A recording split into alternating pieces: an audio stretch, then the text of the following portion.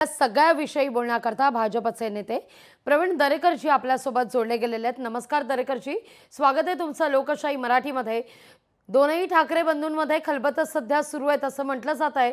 महापालिका निवडणुकांच्या दृष्टिकोनातून बंधूंमध्ये चर्चा होतीये, तासभर उलटलाय। नाही, याच्यामध्ये आपल्याला काय अप्रूप वाटते मला माहित नाही। निवडणुका जवळ आल्या की दोन पक्षाचे नेते किंवा अनेक पक्षांचे नेते एकमेकांना भेटत असतात, खलबत होत असतात।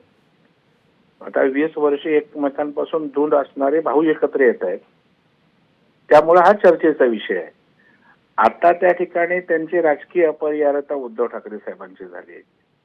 जेव्हा राज ठाकरे साहेबांना मदतीचा हात देण्याची आवश्यकता होती तेव्हा उद्धवजी ठाकरे साहेबांनी डुंकून पण बघितलं नाही। शेवटी हा त्यांचा विषय आहे।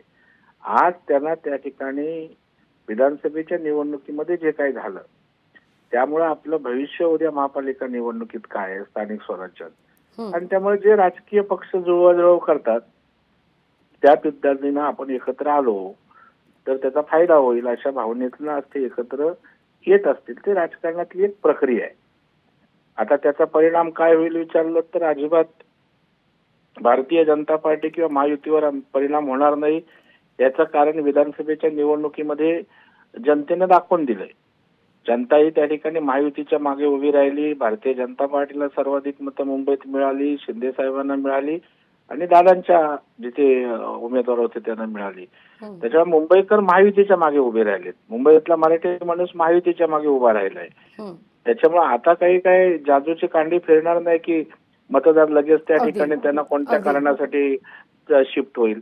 आज मुंबई विकसित होते, coastal road, mono road, metro road, Atal Setu, झपाट्यानं मुंबईचं ट्रॅफिकिंग बदलतंय। त्याच्यामुळे मला वाटतंय हा बदल होत असताना सजग मुंबईकर आहे, तो डोळे उघडून पाहतोय। आज देवेंद्रजी जातीनं लक्ष घालतायत, आज त्या ठिकाणी शिंदे साहेब रस्त्यावर आहेत आणि याचा परिणाम 100% त्या ठिकाणी होईल ना। आणि त्याच्यामुळे मला वाटतं की मुंबईकर 100% महायुतीच्या मागे उभे राहतील आणि त्या ठिकाणी चांगल्या पद्धतीने यश आम्हाला मिळेल।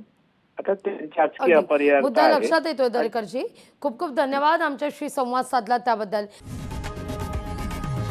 लोकशाही मराठी ऐका, पहा, जागरूक रहा।